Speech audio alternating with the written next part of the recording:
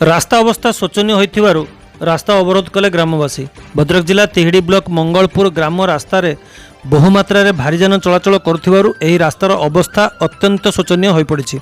पुणी रास्ता खराब होइथिबा जगु बारंबार दुर्घटना मध्य घटुछि।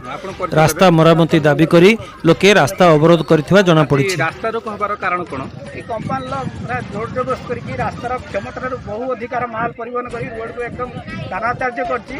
स्कूल पिला ठारू जे जुआड जाउछंती माने पड़ी के खंडे खबरा होती से रास्तार स्थायी मरामती करिवे जेमिति पूर्व रोड थिला तापरे सहित हम अवरोध एही रास्ता दे को ग्रामवासी सब एही काम दे मंगलपुर बावलपुर शंकरपुर वासुदेवपुर में रास्ता नागिछि धामरा पर्यंत रास्ता लंबिछि लोकन यातायात बहु असुविधा कंपनी जानि। भद्रक अग्रणी स्वेच्छासेवी संगठन फेलोशिप द्वारा परिचालित सखी वन स्टॉप सेंटर आनुकूल्य रे भद्रक जिला वासुदेवपुर ठारे एडवोकेसी विथ पुलिस कार्यक्रम अनुष्ठित हो जाइछि।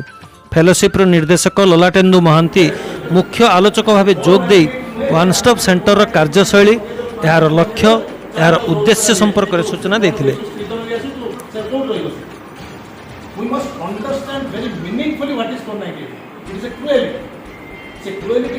One stop centre administrator Pushpanjali Behera, family counselling centre Madhusmita Sahu, Basudevpur थानार भारप्राप्त थाना अधिकारी प्रमुख जोग दे यही आलोचन विभिन्न समस्या संपर्क में प्रस्ताव मान आगत करथिले।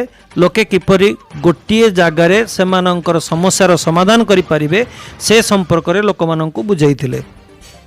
स्वेच्छासेवी संगठन सुभाष बाहिनीर 7म वार्षिक उत्सव भद्रक जिला संस्कृति भवन में अनुष्ठित हो जाइछि।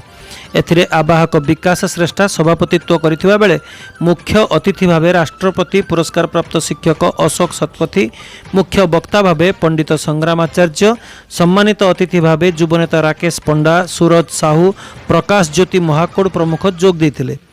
समाज सेवा क्षेत्र उल्लेखनीय अवदान पाई 11टी सामाजिक संगठन को एही अवसर में संबर्धित करा जायथिला।